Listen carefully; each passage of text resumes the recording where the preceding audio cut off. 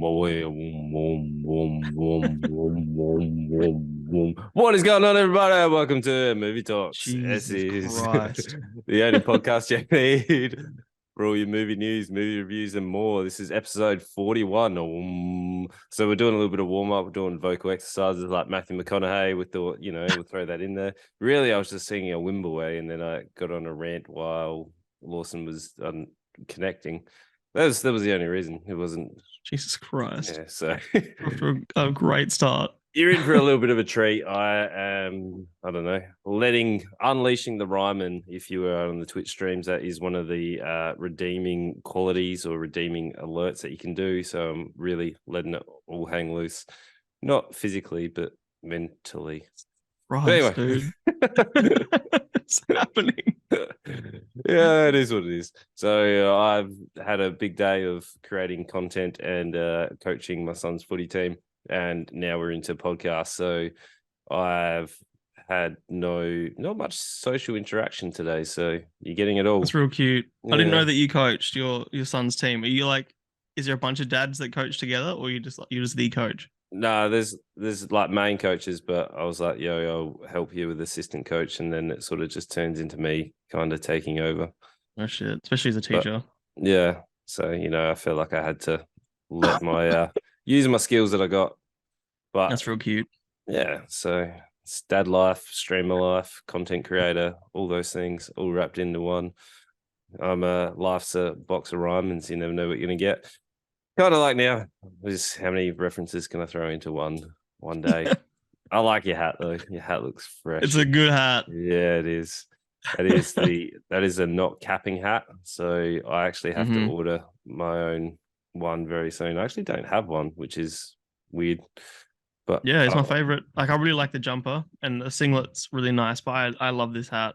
It's my favorite hat now. It looks sick. I've also got a beanie, which I'm gonna get because I don't like to run the heater unless it's like freezing, absolutely freezing. But you can check that out, get that all there. So that's a little plug. But this is even more off the cuff than usual because normally I scan the movie news, but I haven't scanned the movie news. It's been a day. Yeah, sick. Yeah, so let's get into movie. Oh man, I'm over this. This is a fucking mess. We'll rein it in. We'll rein it in. Okay, you love it. You love it. So, yeah. Quentin Tarantino reveals more about his next film called The Movie Critic. I still haven't seen his newest one. What was that? Once Upon a Time in Hollywood. Yeah, I haven't seen it. Yeah. Did you? I still haven't seen Hateful Eight.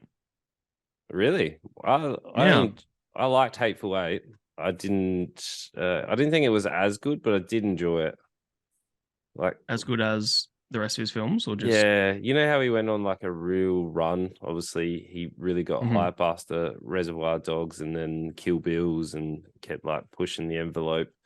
But then Hateful Eight was just like Django Unchained. Like it was just pushing the envelope. And then Hateful Eight was kind of like felt like a safe movie from him, which is a weird call, but it felt like I personally felt like it was a bit more reserved than his other ones. Like it wasn't anything kind of new that he was implementing. Right. Okay. Once was good. Okay. I thought Once was pretty fun. Yeah. The premise of it doesn't really excite me though. Like I'm not... Yeah, it's weird. Like it doesn't feel like a traditional Tarantino film. Yeah. And that's, I don't know. I'll go into a Tarantino film wanting the standard Tarantino. Yeah. You have expectations. Experience, yeah. But it's okay. I might give it a go. Probably won't. Time's limited.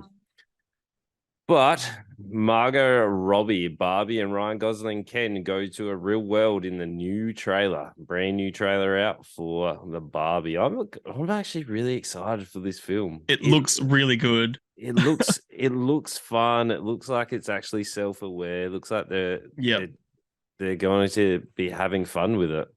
Yes. Like it seems like they're doing it the right way rather than totally. Like, I don't know. How can you, I don't know, Barbie's, is there much of a storyline? I know they pretty much just throw Mm. Barbie name and they have all the different Barbies and stuff. But Yeah. I was expecting just when it was first announced, I was expecting a Ryan Reynolds, Margot Robbie romance story. Like that's what I thought it was going to be. But the trailers look really fun. I love a lot of people saying like how vacant Ryan Reynolds looks, but he just looks like Ryan Reynolds. He always looks vacant. Ryan Gosling. Not Ryan Reynolds. I've said Ryan Reynolds 3 times now. Ryan Gosling. Sorry. Yeah, you were 3 times in a row. It's a Ryan. It's a handsome Ryan. It's good enough. Yeah. But Ryan Reynolds, have you seen his soccer team in the show? I actually got around that show and how they brought up the soccer team. They got their first big sponsor, even though, like, obviously Ryan Reynolds has a lot of money backing him. But yeah, it's cool. No idea. He owns a soccer team. Yeah, I'm aware of that. Yeah, but I didn't know there was even a show. Is there a show? Yeah, it's on Disney. Oh, okay. Yeah. I wasn't aware. Yeah, it's cool. I like it. It's like documenting them, like the day-to-day life of the team and stuff. It's cool. Mm-hmm. Yeah. Okay. So from a more of an upbeat vibe, which is Barbie, unfortunately, some sad news. Music icon and actor Tina Turner died at 83. Sad. Yeah. Sad. But, you know. Nutbush. Everyone needs to do a Nutbush to heaven right now. Yeah. Little dedication.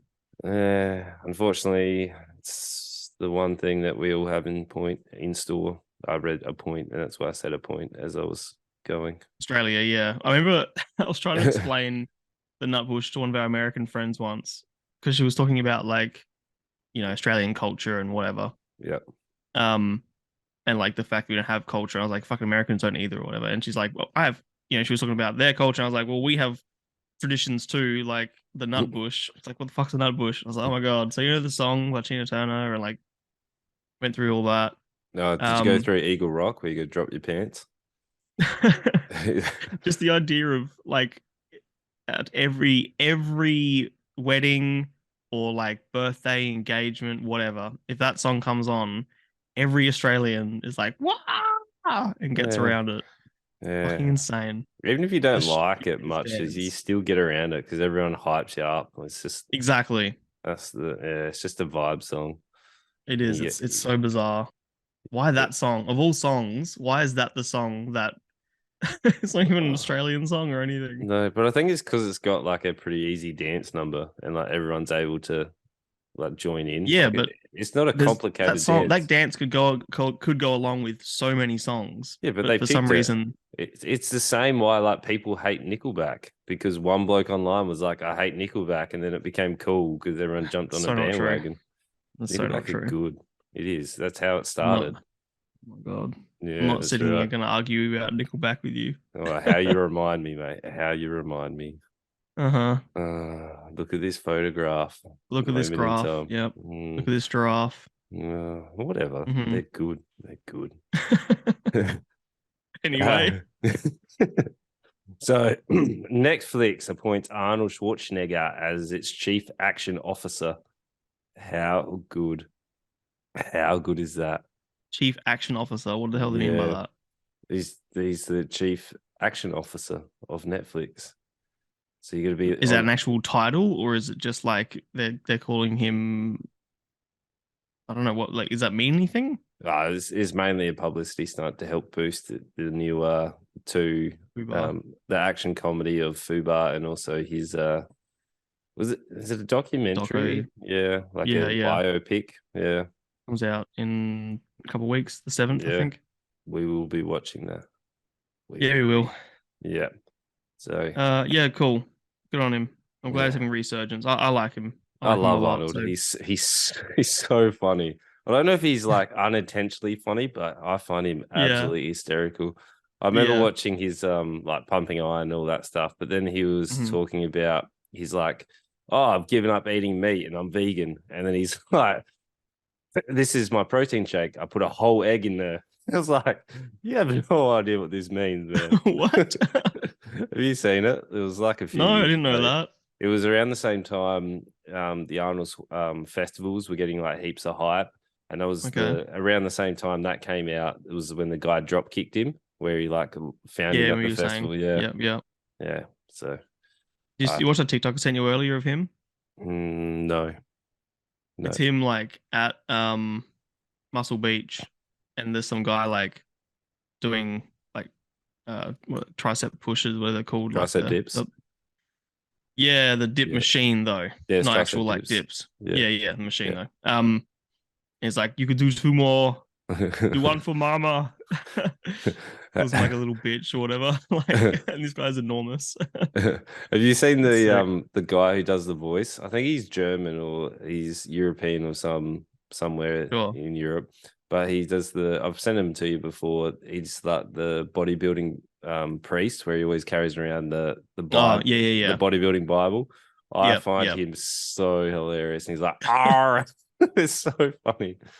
It's just You remember we used to watch, what was the old the YouTube channel we used to watch of the, oh my God, it was like guys in the gym, but they were like, they used to do like, which one are you in the gym and all those sorts of videos, and it'd be them working out, and oh my God, I can't remember. I don't know. It's not important, but I remember these YouTubers we used to watch like years ago, like 8, 9 years ago, that were just fucking hilarious. That's But so now funny. yeah, anyway. Not And important. Yeah, good. Good on Arnie. He's a good man. yeah, he's like 75 now, eh? Is he really? Yeah. Yeah. Wow. He's not in bad shape for 75. Like Oh God, no. he moves reasonably well. Yeah, we'll talk about that when we Yeah. get to Fubar. And actor Ray Stevenson dies at 58. That name rings a bell. Who am I? Yeah. He looks real familiar. I can't like recall. Oh yeah, I saw this today on Facebook actually. Yeah. So yeah, he died. I don't know what from, but what was he? Yeah, sure. Both in Star Wars Rebel, Clone In Wars. the Thors, if that counts.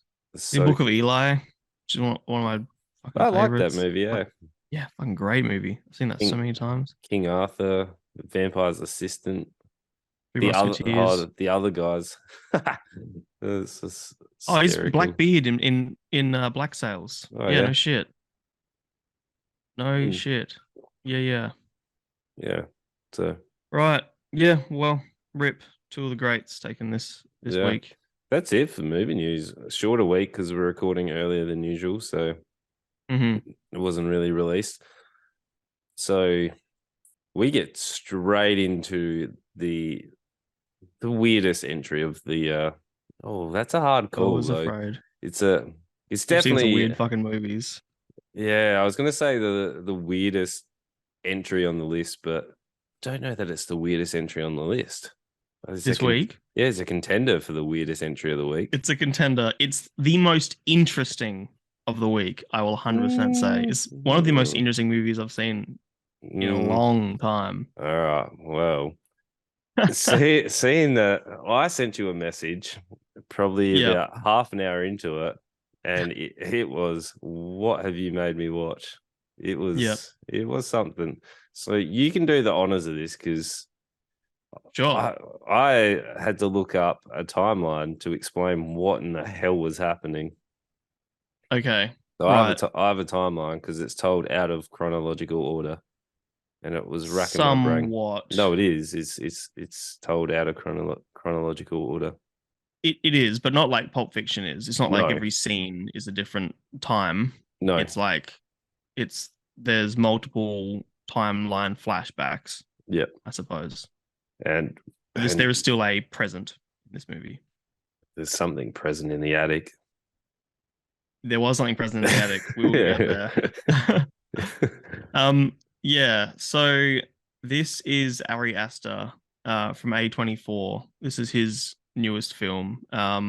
Ari Aster has in the past done Hereditary and Midsommar, probably his 2 most best known films. Midsommar is incredible. The director's cut is a masterpiece. I'm hoping that a director's cut comes out for this.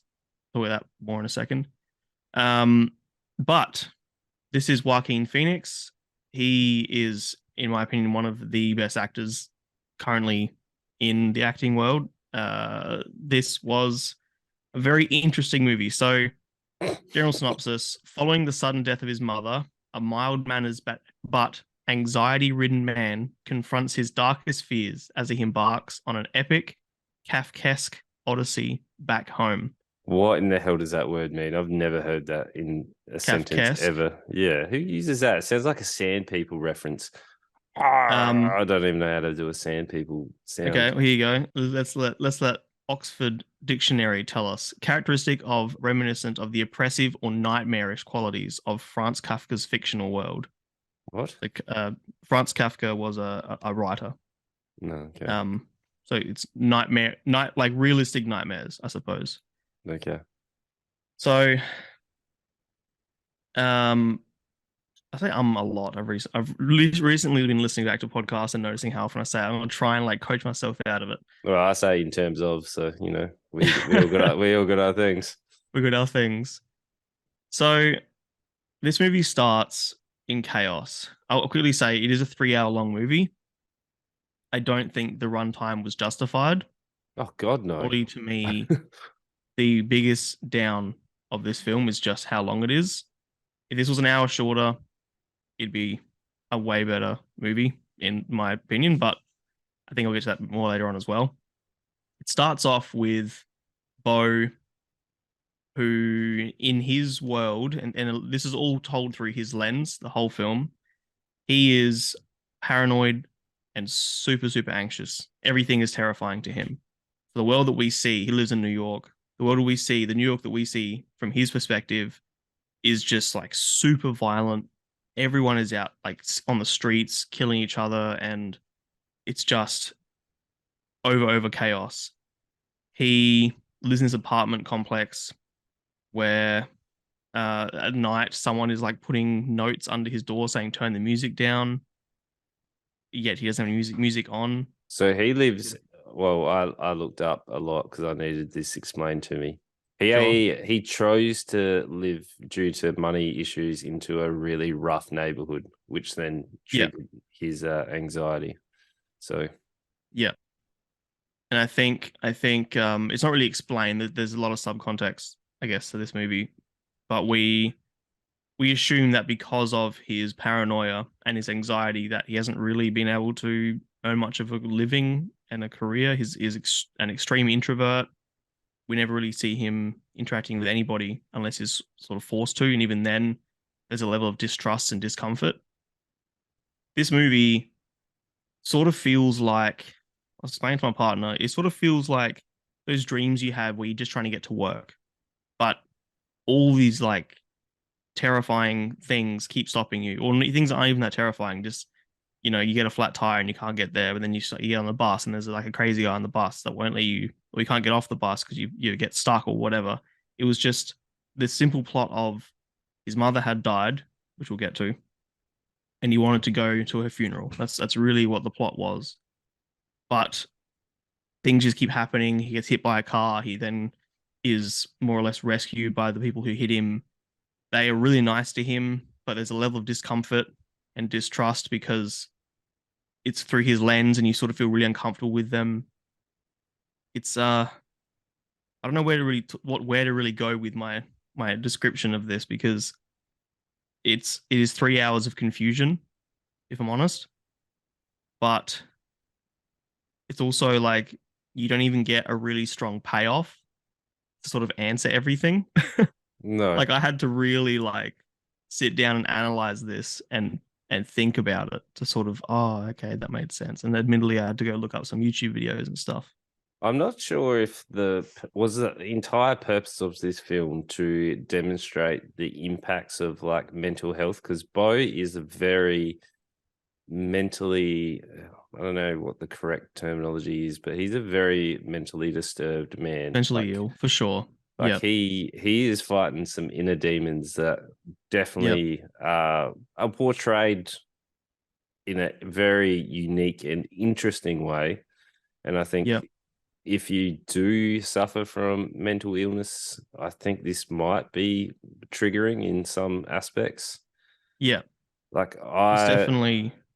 I don't know. I don't know if that was the intention behind this film. Was it a? I'm not even sure homage is the correct word to like bring light to to people with anxiety or mental illnesses? Like, Yeah. was it a showcase to be able to show what these people go through? Like, it was very interesting to see what someone is essentially going through. Like, I struggled to Definitely. understand a lot of the mental illness and anxiety and that sort of stuff. And it was interesting to see a man go through his day-to-day life riddled with like that Fear. extremeness. Like, Yeah. it was. There's a scene that's one of my favorites where he's given this new medication, anti-anxieties, whatever they are, and his psychiatrist or psychologist, and explained, says to him, "You must have it with water." So he gets this obsession where he tries he swallows it, or tries to swallow it, then all of his taps don't work. He has to run out of his house, run across the street, and there's a scene where he's buying this bottle of water and he's trying to like get money out, like use his card. The card doesn't work. He's trying to get enough coins out, and he keeps turning around behind him. As he's turning around, every single person off the street is walking into his apartment building and into his apartment. And like, we know as logical people without world controlling anxiety, we know that's not going to happen. But like, this is his reality. And I love that. We didn't like the whole time watching this, you're constantly asking what's real and what's internal, I suppose. Yeah. So I think if you are going to watch this, and I would have never watched this if you didn't put it for the podcast. I think it's worth, before you sort of jump into where we're going to go with it, because we are going to go into some spoilers, because there's some stuff to talk about in this. I think if you have suffered or do suffer from mental illness, probably give this a miss in case it does trigger anything. But I think for everyone else, it's probably worth watching from your own lens before we talk about it. And then I think if you're having a good mental health day, this would still be a good watch, because it's I don't have this level of debilitating anxiety, but I do have anxiety. It was interesting to see this level of an extreme and to sort of be like, yeah, I get it. Like, going across the street sometimes is scary. Maybe not to this level, but it can cause, butterflies in the stomach and nerves and whatever. And you start to picture the worst. Anxiety really is picturing the worst situation possible. And that's what we keep getting in this guy's world. So if you're having a good day, a good anxiety day, this is an interesting outlook for sure. Yeah. It's definitely well acted as well. Like Joaquin Phoenix. Incredibly. Very, very good. But it is so good. It is long. It is long. It is long. And it's, as I said before, if this was 2 hours instead of 3, for me, there's a moment, and this isn't going to, I'll cover a couple more things before we get into spoiler territory. There's a moment about halfway through where he's watching this play in the woods. It's not important why, but he's in the woods. He's watching this theater performance. I hated that whole segment. Hated it so much. Yeah, it's pretty much halfway through. It's this internal sort of depiction of how he wished his life went, but it's also again riddled with traumatic events, just like his life is. And it was really creative, and the way it was done obviously took a lot of choreography, and there's a lot of like moving sets, and it's pretty insane. It's quite beautiful to watch, but it's so out of the rest of the film. And from then onwards, I was ready for the movie to end. Like, that for me was like, okay, now I'm ready. So I just think that if they wrapped up the second half faster, it would have been a better movie. But I know. I actually found the second half to be the strongest because it was so whacked out. Really? Yeah. Wow. I found the first part, even though it was world building and like you understanding Bo's world and everything he's going through, I found the wackiness the stronger part of the film in the second half, because I was like, the first half was like, yeah, it's well acted, but I don't really care for Bo. I don't really care where this is going.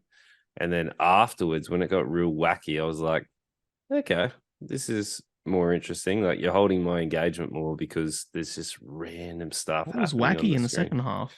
what is wacky in the second half? I'm glad you asked. So I'm going to go into some spoiler parts here, unless you want to say anything more before we get into it. You mentioned before. Oh, the reason I just want to say the reason I think the first is stronger is because the first actually sticks to the general plot. He's trying to get to his mum and things keep getting in the way. I feel like the second half loses that a lot.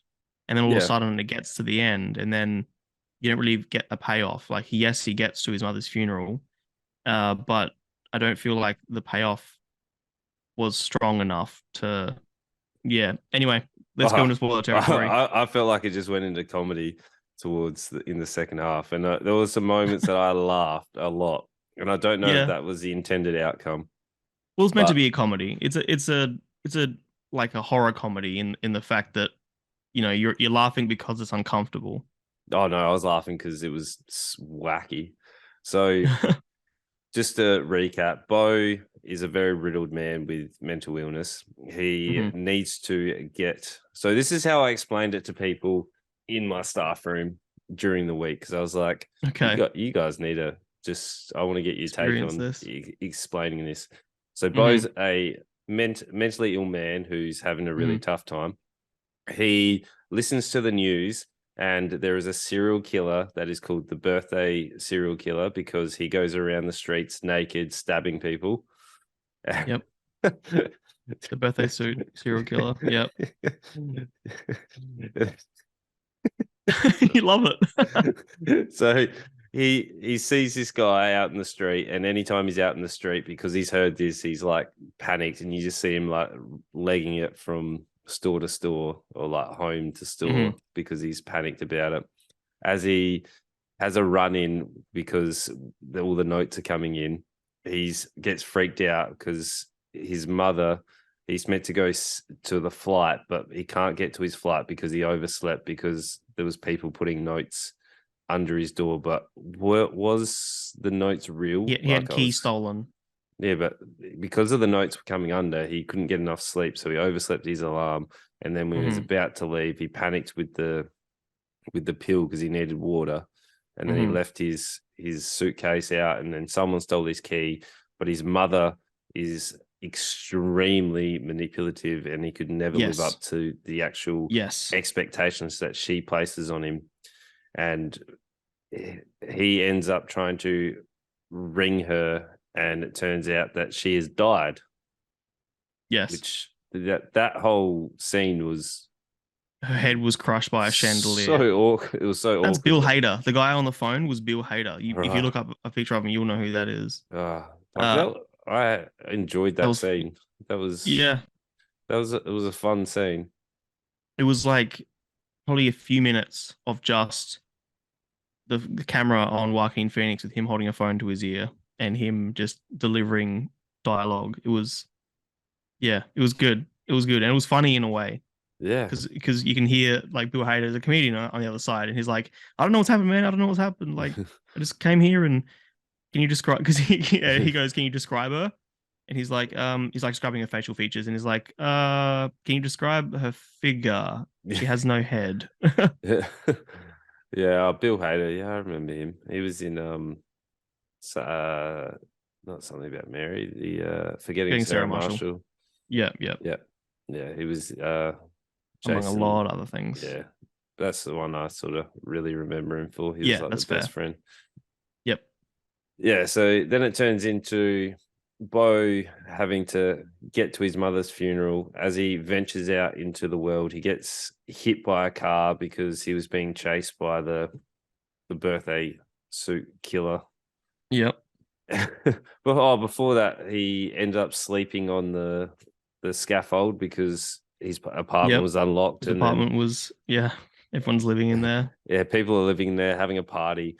And then there was a body in there that was like burnt. I don't know if that was a manifestation of something, but that was kind of. I think a lot of it was shown and then left. But then he's having a bath, and there's this bloke hanging on the ceiling.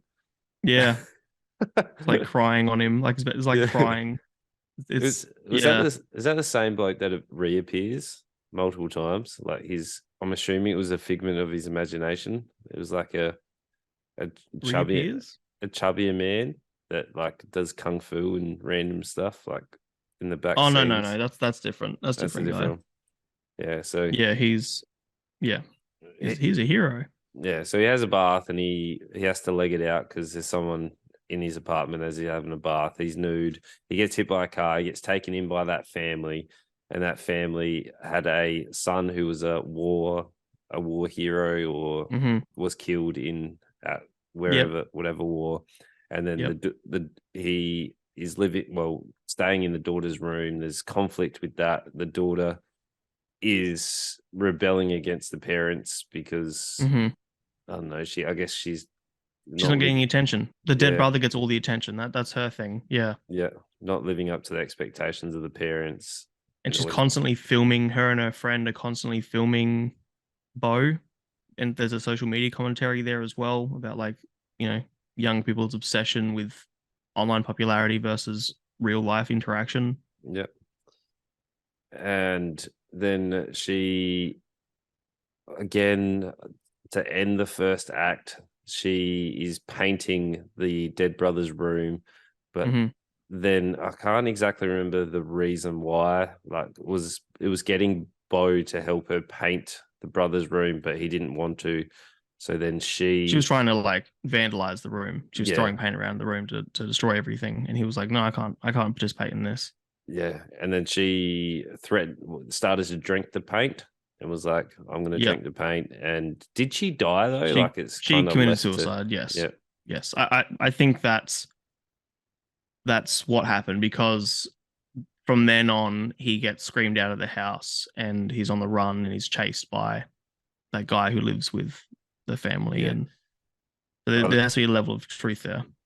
Oh yeah, and then there was the guy he has the second manifestation or the first manifestation of the chubby bloke that does random things in the background as he's sitting in the chair outside. Yeah, but he's also an unhinged violent person, and it's again, that's like they're showing, we've got Bo, who is an unhinged, mentally ill person, but completely introverted and almost safe to a fault. Whereas this other person with obviously pre-present trauma is very different. And it's interesting. Yeah, the contrast. And then that's where he legs it into the woods to get away because he's getting screamed out of the house. Yep. Then we get the wood scene where he stumbles upon this, what do you call them? They're not a tribe, like a caravanning nomad-y. Yeah, the nomads. Yeah. Almost like gypsy-esque. Yeah. So they're in there. He's watching a play. He has the manifestation or whatever it was where he learns that his father isn't actually dead. Mm-hmm.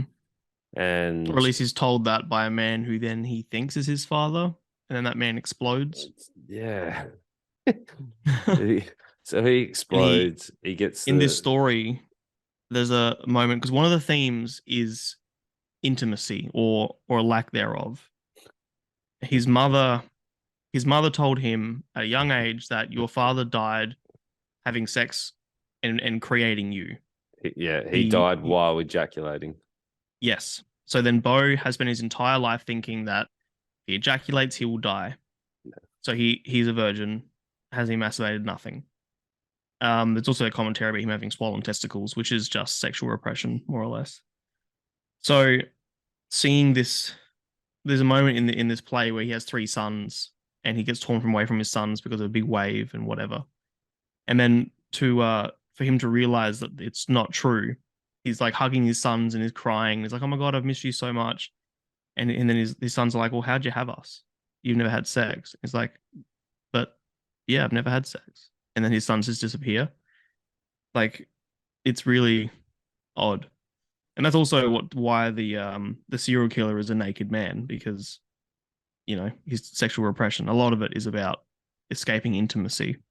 Yeah. So we have this whole scene, and then he's on his way to his mother's funeral. We get a backstory of a big talk with him and his mother on the cruise ship. We meet his, well, I guess his only love interest, which it really is the only child that is on the cruise at the same time. We get this Elaine. Yeah, we get this sort of not really explained why Elaine gets pulled away, but she comes into the cabin and expresses her love and asks him to wait for her, which he takes extremely literally and does. Like, he's like, I will wait for you. He waits for her. And then it's just him getting to the funeral. But because he's had so many trials and random things that have happened, he ends up being late. And conveniently also Elena does too. And that's where we get the reconnection of these two. There's a whole back and forth, which leads them to having the leap to intercourse was extremely bizarre, because he was like, I waited for you. She was like, I know. Like, was this real? And he's like, no, wait, I might die, or whatever it was. There's a whole build up, and you can see how uncomfortable he is. And she dies.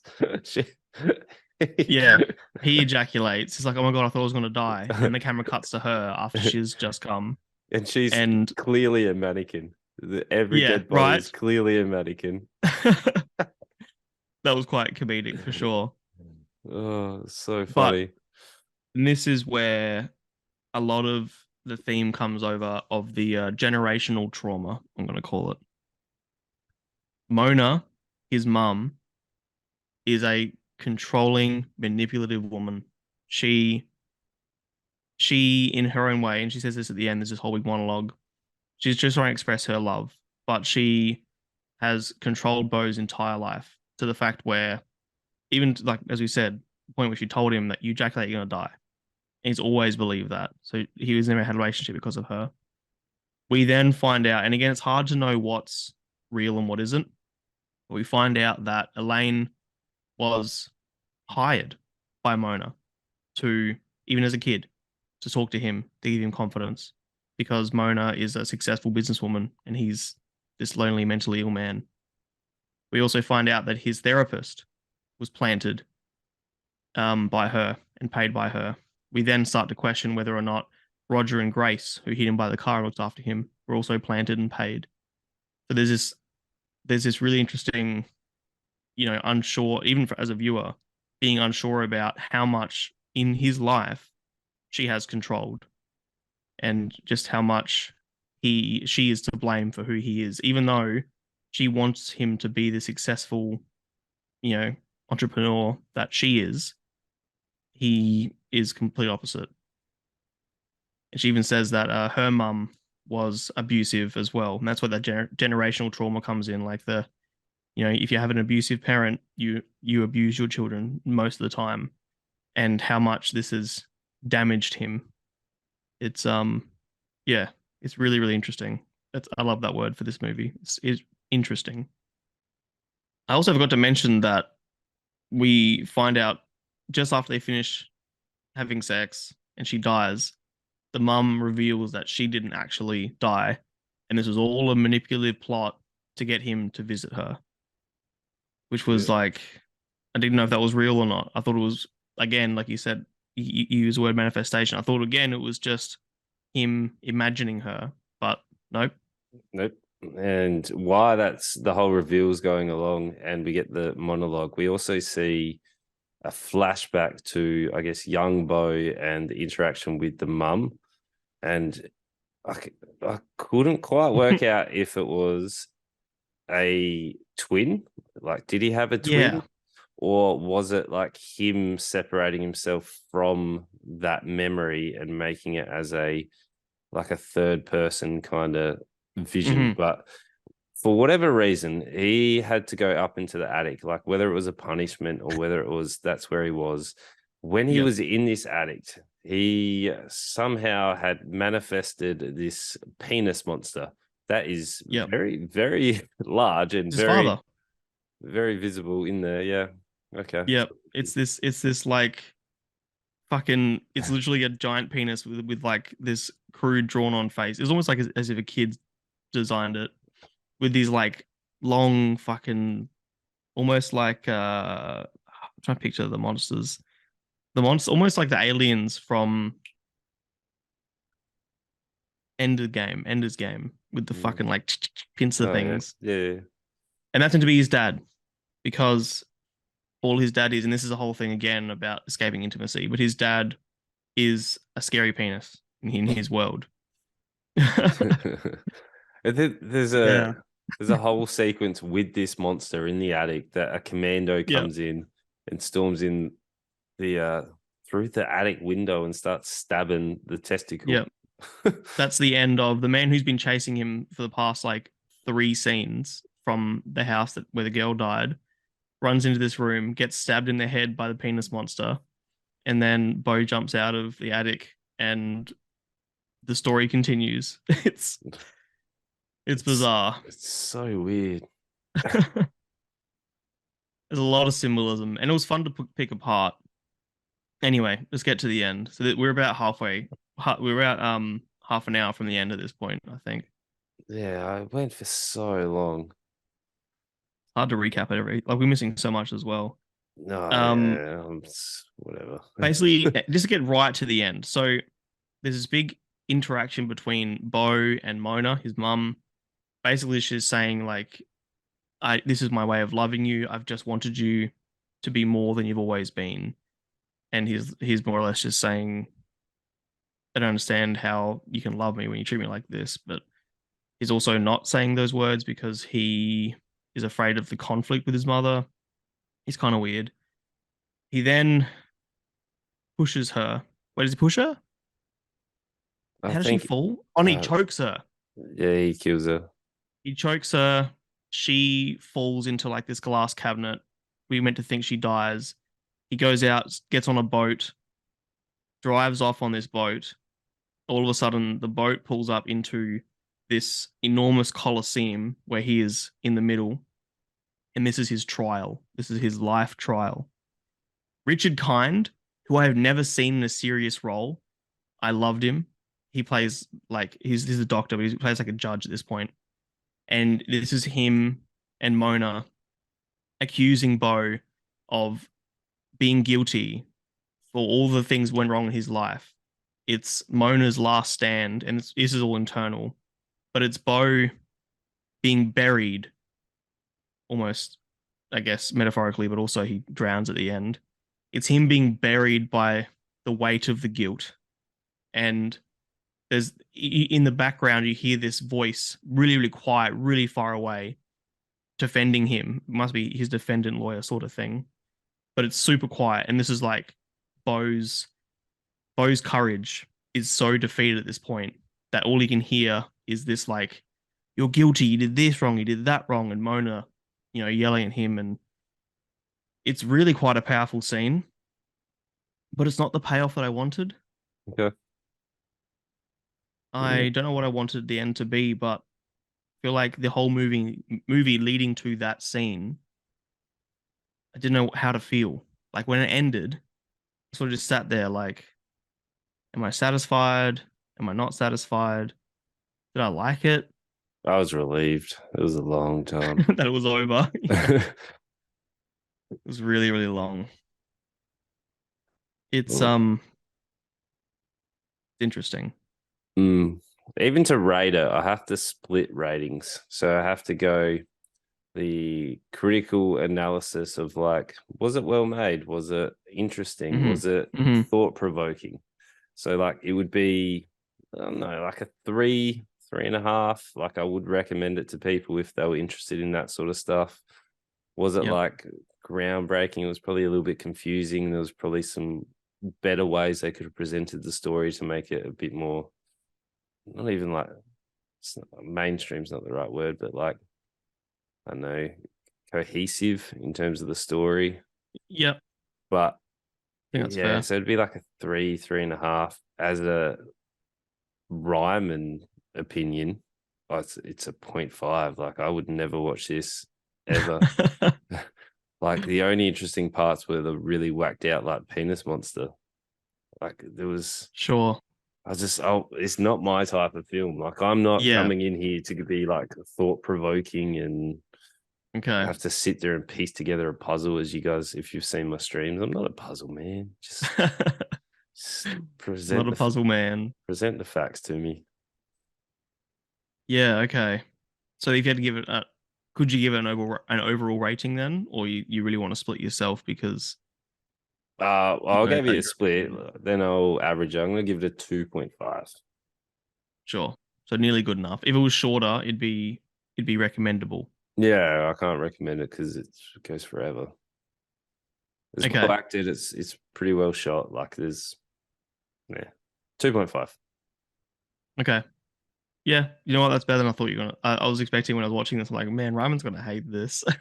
Ryman did. Ryman did, but at Critical, least you can appreciate. critical Ryman didn't. Yeah, I think that's fair. Like, I I really like how much I've been able to think about this since I watched it. I watched it 2 nights ago, 3 nights ago, 2 nights ago, and I haven't been able to stop thinking about it. I like got up the next morning and like researched stuff and listened to Ari Aster interviews, and it's it reminds me if I'm not sure, Brian, I've spoken to you about it or not, but there's a movie called Synecdoche, New York. No.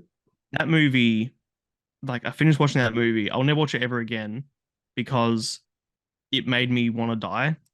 Like not suicidal, What? but like it just made me question the purpose of life, I suppose. This is kind of like that. Like I watch this and you see everything unfold and you're like, well, I guess that is sort of life. Like there is no payoff. It just sort of ends. Like and you either end with guilt or you end with regret or you end with satisfaction and happiness. And this man's life was nothing but anxiety, trauma, a lack of intimacy and connection. For it to end the way it did, I think was pretty perfect. And for it to be so long was kind of part of the art. But I said before, I hope that Ari Aster does a um like a director's cut of this, like he did with Midsummer. I think that he could edit this down into something more cohesive. Or at least I hope. To me, it's still a 4. I think if it was shorter, it could potentially be a 5. It's my kind of movie. Like it made me think a lot and it made me really appreciate a lot of what was done. But it's too long. The scene with the theater should have been almost an extra little short film that was released separately from this. Uh, it was very interesting. Keep saying that word, but that's the best way to describe it. It's hard to say if it's good or bad. It's meant to be open for interpretation. There are no clear answers. If that's the sort of thing that you don't enjoy, like my mum would hate this. My mum really wants clear, simple stories with clear ending results. She hates sequels and cliffhangers. She would hate this movie. Whereas I love being able to be unsatisfied in a weird way. So yeah, it's a 4 for me. Okay. I talked a lot this time. Yeah, you loved it. But it's your job to talk next. Yeah, yeah, it is. Yes. So, Fubar is Netflix's newest action series with my man Arnold Schwarzenegger. So he's back. I originally thought it was a movie, but I was pleasantly surprised that it was actually a series. Pleasantly. Pleasantly. So Okay. if it was a movie, you'd probably get like an hour and a half to maybe 2 hours, but we get about Yep. 8 hours. 8 hours of Awesome. pure bliss.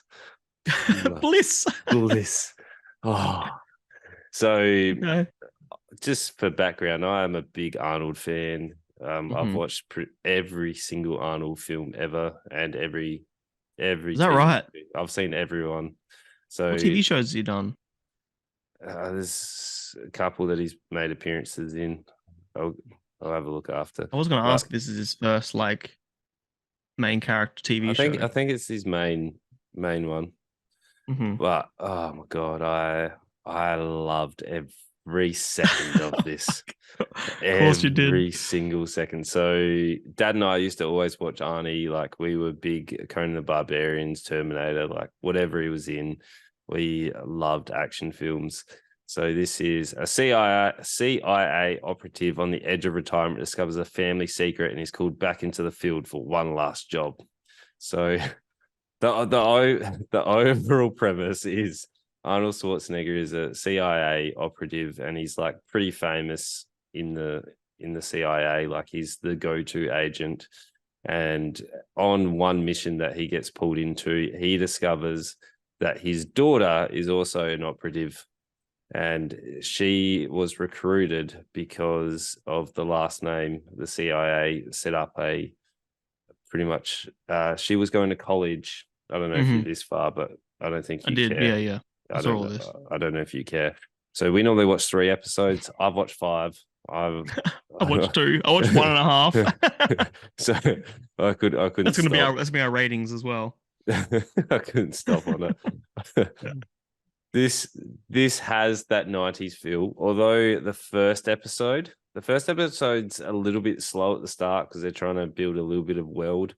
So necessary though. Yeah, you have the buddy cop. So Arnold's like the tough action hero. He's 75 and he does move reasonably well for 75. This, you have to go back into a 90s action hero mindset. If you do not go a little bit. No, not a little bit. You have to go all the way back there. If you do not go back into a 90s action like hero mindset, you're going to go like the action pieces are not great. There's moments where it clearly swaps to this terrible green screen where it's not rendered well. It zooms in there.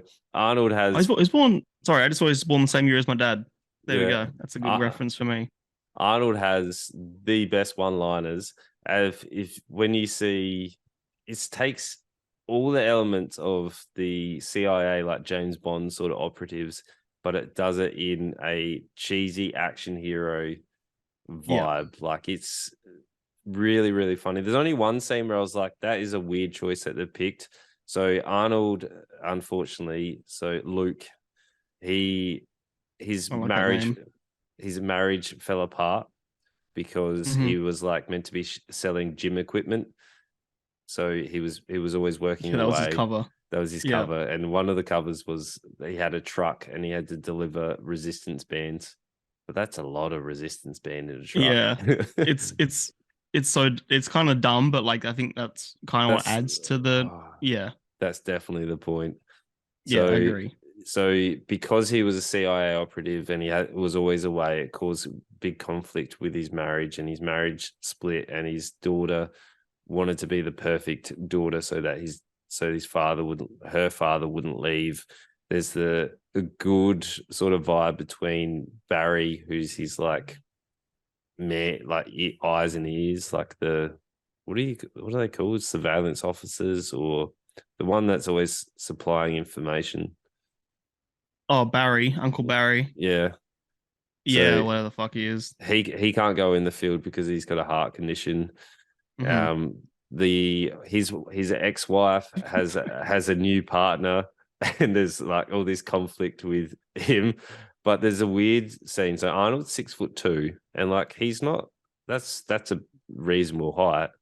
But the guy that's with his ex-wife, for some reason, in some shots, is like similar height to Arnold or like slightly smaller. But when they are building to this guy trying to like mess with Arnold and Barry, there's this shot where he's always massive. Like it looks like he's almost 6'8", 7 foot, and then Arnold and everyone else looks tiny. There's this whole thing.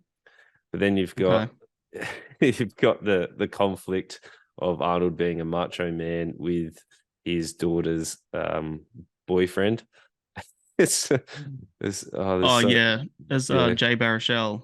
Yeah, there's so many funny moments coming up if you stick with the show that they actually have with the interactions with him, with Arnold being the action hero. They have Rue, who's one of another agent and also Aldon. Rue and Alden. Yeah, Yeah, they they were kind of they funny. they get their moments. So Hmm. there's a moment in I think episode 3 or episode 4 where they have to do a seduction. I think it's episode 3. It's called Honey Plot, where he has to go do a seduction mission, and they're going Pooh Bear, Pooh Bear, Pooh Bear. He does this full like dance. This is a conflict Who's of Pooh like Bear? Aldon because he collects all the honey pots. Oh, okay. I And liked I liked there's- their banter was good. Like they uh, felt like they've been friends for a long time. There's a scene where Rue and Alden are talking to Luke about his retirement, and they're just ripping on him about being old, and that was pretty funny. Yeah. no, the best one. Have you met the Doctor yet? Um, no, I haven't. Where his name is, it's spelled Pfeffer. Oh, I have. Piper. Yeah, and they say Dr. Pepper. Dr. Yep. Pepper, and there's a whole scene. It goes for a long time of them just doing soda puns. Oh, Yep. it's I did see that. oh, it's everything I ever wanted. It's just This shows. I wrote my notes. This show was made for Ryman. it's everything. It's like It's dad me. jokes and slapstick and Oh, it's me in a show. I loved every second. There's not a moment would. that I was like, I didn't want to turn it off. Like I'm sad that I had to stop at episode 5 and like go back to my daily life. I was, What I about was, the joke? The joke made me roll my eyes. Two things made me roll my eyes. I won't say show is a bad show. It's just not my kind of show. But two things that I actually was like, that's annoying. How often they say that's it and that's all. It's like his catchphrase. That's it and I that's all. love it. I like it. No, I'm over it. It's not like it was cheesy the first time and like cheesy tongue in cheek kind of funny, but now it's like they're trying to use it cool moments. I'm 2 episodes in. I'm over it. But the other thing that like It'll I come don't good. like I don't like slapstick. I don't like the joke where there's a guy on a runway, they're driving towards him and they're arguing and they run him over. I'm like, this is gonna happen. I call it happens. And they reverse over him again. Why are they Yeah. fucking reversing? It makes no sense. They reverse over him again. Haha, bump. Oh no, they hit him again. No, because they had to make sure he's dead. Like they didn't care. Like they had to get rid of him, and that's why they had to put the bodies in the rice fields. And that was So they meant to kill him. Yeah, yeah. Because I thought the joke was that they didn't mean to kill him. Haha, get it? They didn't mean to kill him, but they killed him anyway. they were arguing, and then they had to make sure he was dead, so they reversed on him, and then they had to put him in the rice fields. Okay, But well, that's on me then, I suppose. No one goes to the rice fields because it floods. Yeah, Yeah, sure. And the bodies came in the river. and he's like, what? You could have just hid in the bushes, but she's inside this cow or this like buffalo, whatever it is. Yeah. It's Just reaches up and like stabs him out of the cow. Oh, it's so good. It's so good. I know you love it. It's cheesy 90s action hero. If you like the standard action heroes, like, will it win awards? No. Is it like top tier action? No. Is it like AAA action hero, cheesy B grade action that you want and you love from Nostalgic the 90s? and fun. Yes. Is it self-aware? Yes. It is. It is self-aware. If they went serious on this would not work. But I am so glad that they are aware of themselves, and I have had a fantastic time. It presents similar to how almost like Bones and stuff. Like there's the little side characters that have their little jobs and a little bit of banter between them, and they go out and they get in the thick of it, and they.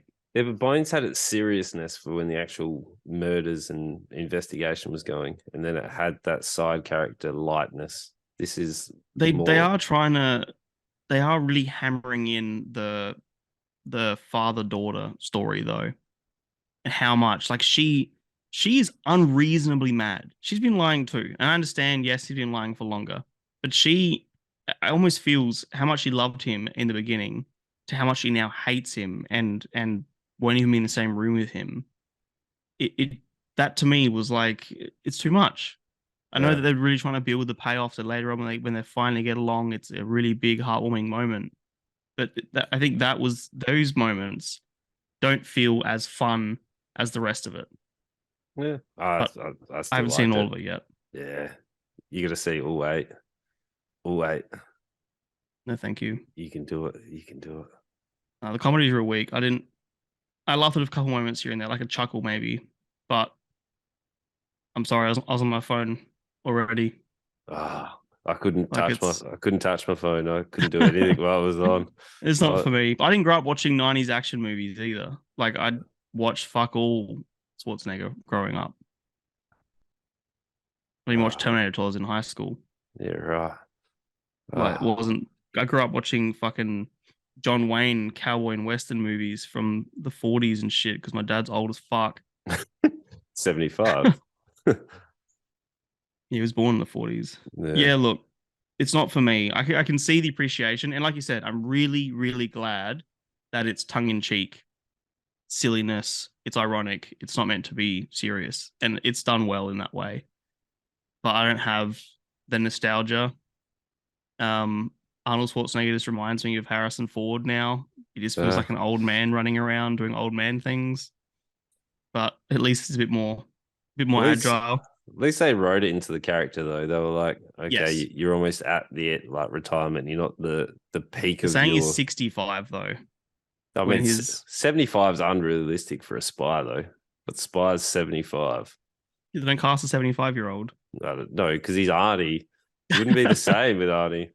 The only other person I think could probably do it would be Bruce Campbell to have that same comedy delivery. Of course, you'd say that. Yeah. Yeah, it's okay. It's not my kind of show. I'm not going to recommend it because I don't have the same connection to the actors or the story or the nostalgia, like the, tongue-in-cheekness and all that. Right. To me, it's like a 1.5, maybe a 2. But it's not my kind of thing. I don't watch these sorts of shows and movies. I don't just watch any action movie that comes on or any. Like, I've never watched a movie because Arnie's in it. I can honestly say I've never done that.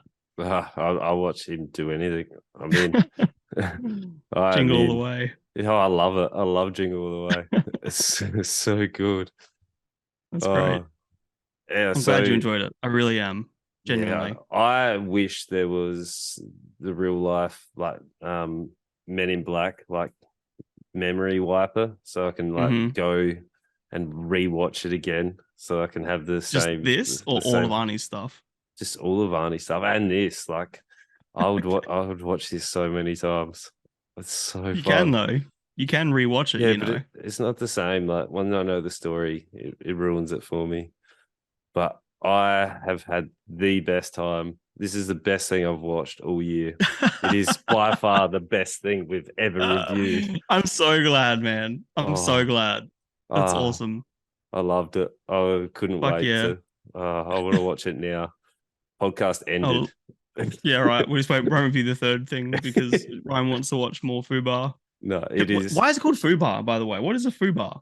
I don't know. But did you see the DVD intro? So when in the TV, I think it was for the second or third episode, they do like a Fubar like title, and it's always different in each episode. Yeah. I did. The first DVD, one was like the billboard. Yeah, the DVD where it bounces around. It was like Fubar. Sure. Yeah. Supposedly is an adjective. It's an etymology. Fucked up beyond all recognition. Oh. But I don't know if that's what this movie is meant to be saying. I don't know. But I don't know. You're saying movie show. Yeah. Easy 5 stars. The first ever 5-star. That's so good. It's so your first good. 5. No shit. Yeah. It's Fubar. It's perfect. It is perfect. That's so cool, man. I'm so glad because watching this, I'm like, Ryman's gonna love this. He's gonna think it's great. And you think it's perfect. That's so good. Yeah. Literally the amount of episodes we have watched is the rating we gave it. I've seen 1.5 episodes and I gave it a 1.5. And you've seen 5 episodes and gave it a 5. Yeah. If there was a show made for me, this is it. This is it. Yeah. every episode needs to start with "in dedication to Jay Ryman." Oh, that'd be so good. That's Oh, good. I'm so glad. Genuinely, I'm glad that this is what you wanted it to be and more. yeah, it is. That's Oh, great. I loved it. So good. So good. Oh, all right. Anything else you want to say about it? No, it's just so good. Like everybody, you have to see it. You just want to hurry up and finish pod so you can go watch more. You never watched The Last Action Hero? Well, that's The Sixth Day, Terminator 2. I've seen Terminator 1 and 2. Yeah. I've seen Predator. Yeah. Jingle All the Way. I've even seen the ones where he was like a side character, like how he was a side character in the Expendables and stuff. I've seen the first Expendables. And like Batman and Robin, time to freeze. Of course. Yep. Have seen Mr. Freeze. And like Junior, where he has a baby. True Lies. Oh, I haven't seen Junior. I haven't seen True Lies. Twins. Commando. How do we keep bringing up twins? That's so good. I really wanted him to say there was literally a scene in the first episode where they call in a chopper and he didn't say get to the chopper. Come on. I think it was I wanted it. Would it be copyright or like with a line? Or was it because he does say chopper? Surely not. I don't know. He does say chopper and he says no at one point. Put that cookie down. Ow.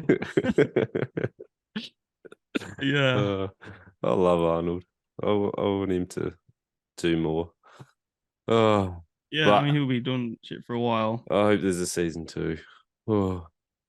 Would surprise me. But let's go on to the Mer People. So this is another Netflix original, but this is it a mini doco?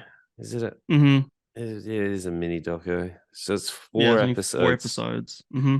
So this is the whimsical world of professional mermaiding. I didn't know that was a thing, eh? Like I know people, nor did I. I didn't know it was professional, like a profession. I knew it was a thing, but I didn't, whatever. Where people's passions for swimming in fins has exploded into a $500 million industry. That's nuts. Yeah. So apparently the tails are very expensive. I feel like it's a very niche thing. So like, yes, I understand, but I would have liked them to explain how much the tails are, like more than what goes into it. I would have preferred to understand how much a mermaid tail costs and like what's the process of building it. Like with the 2 episodes that we watched, they were answers I didn't know. Like they kind of touched on it with, what was his name? Mer Taylor. I'm going to his website right now to find out what they cost. They did mention at one point like $5,000, $10,000, depending on the tail. But they didn't actually go into like actual details. Yeah, like why is it so expensive? Is it like because they're hand done and take a lot of fucking time by the looks of it. Yeah, but there was one part where Sparkles breaks her zip and like she's not that flustered by breaking a zip, even though she probably repair that though. Yeah, but or like send it off for repair. Yeah, but if your tail is worth so much, I feel like you'd be concerned that you broke a zip, like it ripped off. Like, is there a special mer people zip? I don't know. So there are tails on his website for like $100, some like 500. They're like budget tails, but then there are like custom tails that are $5,000, et cetera, et cetera. So right. So this show is showing the people that are into professional mermaiding. So I didn't know this, but apparently there's different pods and stuff. But the main mer people was it Wiki? What was it? It was Wiki something or other. Wiki. Oh my god. Wiki Wichi or some shit like that. Yeah, that was like the original. Yeah. Wikiwichi, right? They're in Florida. That was like the original mermaid exhibit.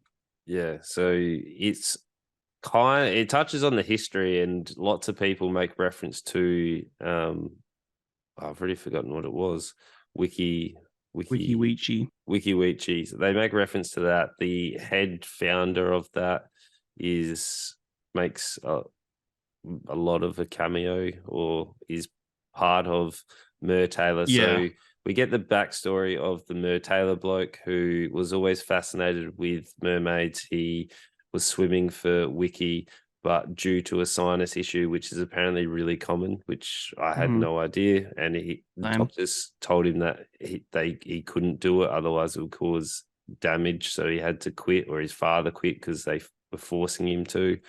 Like, they painted this Wiki company as the villains, but are still loved by everybody. Like, everyone who worked for them said that they were unyielding in what they expected. Like, they expected you to push yourself to the point of like, bad luck about your health, you need to perform. Yes. But everyone, and it was government bought, and the government were like, this is too dangerous, that's too dangerous, and a lot of it was shut down. Okay, yeah. So there was that side of it, which the whole thing is fascinating. But then I guess those people created, what they called them, pods. They called them different. Yeah, the pods were like mer the pods. different little collections of mermaid groups around the world, or around the US. It only followed one main pod, which was the circus performer, which I forget her name. They were the biggest. Yeah, so she had 36 or 35, whatever, like mer people that she her employed, and they travel around for, I can't remember. I remember it was a pretty high stat that they're actually traveling for. I think they're only home. I think she had like 45 weeks of the year she's out traveling.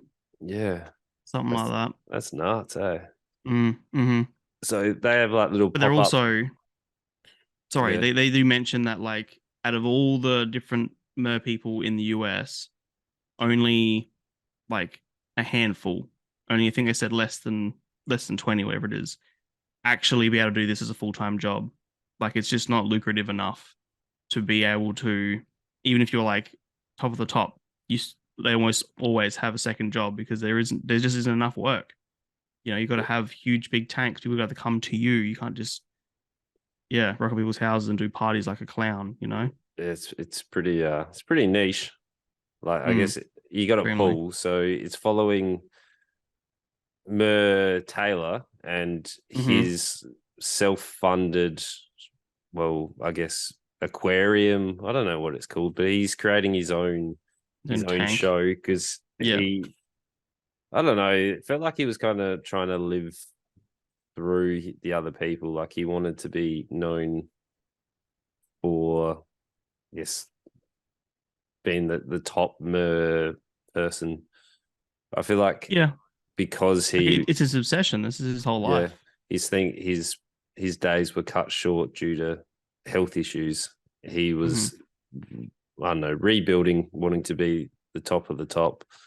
And he's the top creator of Mertales, I believe. I don't know. He's the company owner, and he owns Mertales, which was just originally a towel creation business, but now it is a show business as well, I suppose. Yeah, so he's creating that, and then he follows Sparkles as well, Mermaid Sparkles. So they all have their own identities. You have a number of other ones, which everyone's very unique. I will say that. That's extremely unique. There's one guy that's got his obsession with mer dolls, and also he's interesting. Has his own. I'm not sure if he is the correct pronoun. Sorry. They're interesting. No, you're fine. I said he. They are interesting. They are interesting.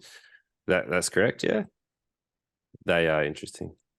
Yep. Very. And they have a doll, which is their their little me. Sorry, pronouns are throwing me a little bit. You're doing fine. Yeah. So it was pretty bizarre. There's a mini me doll of He's struggling. It's throwing Them. me. Just them is fine. All right, them. They have this little mini me. Yeah, he's like, Yeah. I made this one. They are like, I made this one. It's meant to look like me, and they hold it up to like the camera, and it looks just like them. It's uncanny. They have charisma like dialed up to 11. Like they are very, oh my God, they are very, very captivating when they are on camera. Like I wanted to know more about their story. Them. While you're on that, I actually when I first started watching this, I was rolling my eyes at the Force drama, and they're talking about like mermaid friendships and all this weird stuff. Like it felt really almost furry-esque. But I have to admit, and this is because I love people. I love any stories where people are at the center of it. Especially, I love learning other people's niche little interests and stuff. I couldn't help but be excited when there's a scene where Sparkles goes and performs in front of like the best of the best, and she does amazing, and they praise her for it, and she's like crying. I got emotional. I'm like, fuck yeah, girl, like good on you. I couldn't believe how much I gave a shit by the end of the second episode when I started just completely rolling my eyes at all of it. Oh yeah, especially with the over dramatized start where it's like the slow mo. Yes, they're washing their eyes and crying. Yeah. Well, it's just but none of the rest presented like that. No, but mainly the start. So you know how they have the intro where it's slow mo and it's like really they're showing seeing underwater and the music's like over the top. Yeah, sure. Like over production. And I was like, oh, I'm in for a long 2 episodes here. But I got around Sparkles' like journey. I was like, yeah, go Sparkles. Yeah, fuck yeah, Sparkles. You go, girl. And my wife got around it too. Like we sat there and watched 2 episodes. And I was like, oh, I'm interested. And there's so much into it that is so interesting. It's I don't know. I do like these kind of documentaries because you get to see all the different stuff.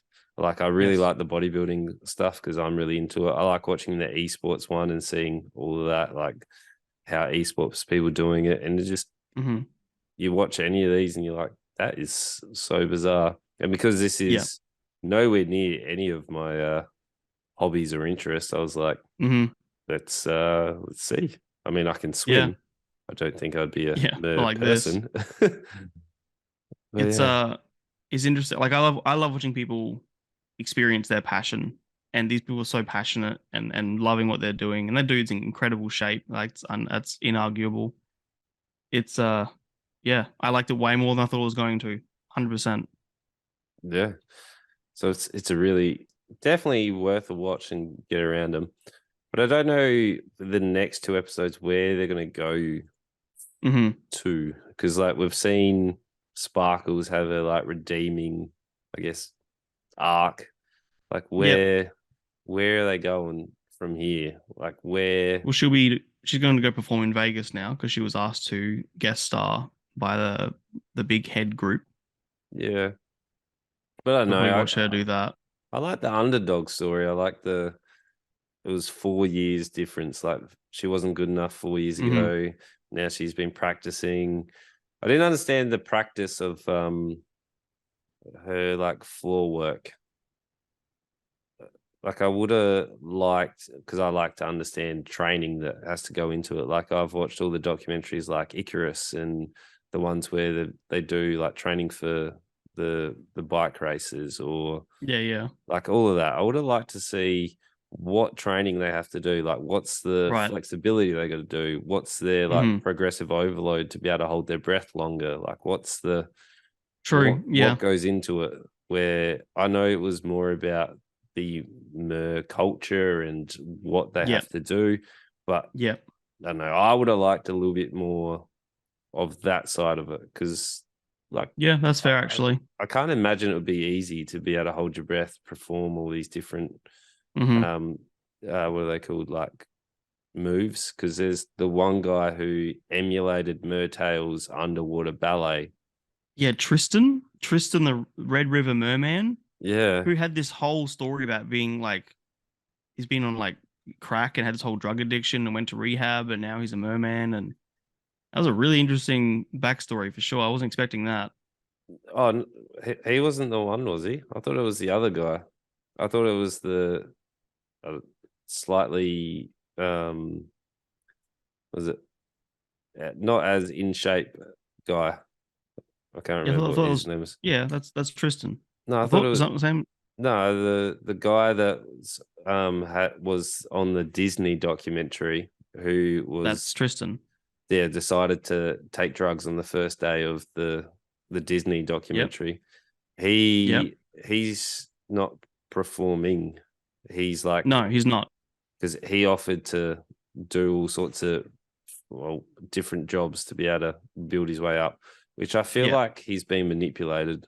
I agree. That's the vibe I Taken get. advantage of. I'm feeling like you're just being led on because he's like, yeah, I know you really want to get in the tank, and I know we're going to Yeah. try and make something happen, but I feel like you needed someone to run like tours and take the tickets Yeah. and open up and clean I feel the same. Mm-hmm. and he seems Being like taken advantage of. yeah, he seems like a really nice dude. Like he Yeah. seems like he was kind of down on his luck and unfortunately had a bit of a run with drugs and Mm-hmm. other things. But I'm kind of rooting for the guy to Yeah, ditto. be able to redeem Ditto. I hope himself. that his story does end up with him in the tank because Yeah, he's passionate AF. That's always a good thing. yeah. I We'll see. do think that this documentary is definitely painting a bit of like us versus them mentality. Because for me personally, I didn't feel like Mer Taylor seemed like that nice of a dude. I honestly think he's autistic Okay. and he just comes across that way. That's how I read him anyway. Right. I read it and my wife read it that he was intimidated by a lot of the people and like he didn't want other people to be as good as him. So even Bit with of his gatekeeping. yeah, with his auditions, he was like, this girl's perfect. Like that's incredible. But she didn't get Mhm. picked where he picked younger performers, which I felt like he And was performers with way less experience. One of the girls was there like, yeah, I just thought this would be something fun and now I love it. yeah, And yet which Sparkles has like dedicated her life to it. Yeah, I yeah, agree. but it was the other girl, which was she was performing better like underwater turns, and the wiki lady was like, yeah, that was the perfect turn. Like you can't Hmm. improve on that. But Hmm. she didn't get picked, and then there was two people that we didn't even see audition came in. Like Yeah, I don't and they know were in. I don't know where that's coming from. I didn't know if that Mm, was because, like, you do have those biases on these documentaries based on what the director wants you to show. it's how it's presented. Yeah. Yeah, so I felt like they were presenting him as a bit of a villain. Like they presented the wiki trope or pod or whatever it is as Hmm. kind of like the bad guys. Like they were making people perform due to health conditions and I don't know. That felt like kind of the bad guys where I was kind of rooting for the other pod to take over. Like they felt more like a family sort of up and Okay. coming crew. Yeah, yeah. It's interesting. That's I I don't guess it's all know. about perspective because when we first introduced to the circus, whatever they were called, um, they almost felt like the bad guy because everyone's saying they're like on this pedestal and it's unfair, but that's just the way the world is. And then we meet them and they're like really nice and genuine and Mm. love just doing what they're doing. Yeah, I'm not sure where I stand on that. I actually am going to watch more because I am curious to sort of see, like you've said, what they end up doing next and where this goes. I mean, there's 2 episodes left and it's a pretty easy watch. So, Yeah, definitely. So I'm keen to see where that goes. But yeah, what would you give it? like a 3. It's barely recommendable, but it is recommendable. I think I was telling my friend who does burlesque about this because I think if you have a history with like performing or dance or any of that sort of stuff, then maybe this is like you'd be able to connect and resonate with some of the characters and some of the themes and stuff. Yeah. Um, so yeah, it was interesting enough, and I learned a fair bit about the Mer world that I didn't know. they are pretty strange people, if I'm honest. A lot of them, but that's them. That's their fucking niche. Let them be strange. It's great. Yeah, get around them. I was definitely interested in it. I would recommend it to people. Be like, check out the Mer culture. It's nothing you've probably ever seen before. It's presented well. It's presented enough that I was like, we got around Sparkles. Like, we were happy that Sparkles got around it, and like that's obviously they've done well enough to be able to make you connect with a character or a person. So it's definitely a 3. Like, go check it out. Yeah. But do we have a lineup for you next week? We've got White Man Can't Jump, the remake, which I don't understand why it needed a remake based on the time piece that it is. Yep. We got Polite Society, which is interesting. I don't know much about it, but I have seen bits and pieces of a trailer of it. And Tin and Tina. Tin and Tina. It's a horror. Nice. Could be terrible. The guy who is directing, I've never heard of him, and I've never seen any of his films. Since I've only done a few, so it's going to either be one of those hidden masterpieces, or it's going to be average at best. Okay, cool. That's exciting. So you could have been doing anything in the world, but you are listening to us, either watching us or listening to us. So we just ask that you share us on social media. Tell your friends. Tell them all. Get them on. Tell your friends. Excited. You can see us live on Twitch every Tuesday and Thursday, 7:45 Australian Central Standard Time, or I'm also going live on YouTube on Mondays, so you can check that out as well. Fuck yeah. And we'll see you guys next time. Love you. Bye.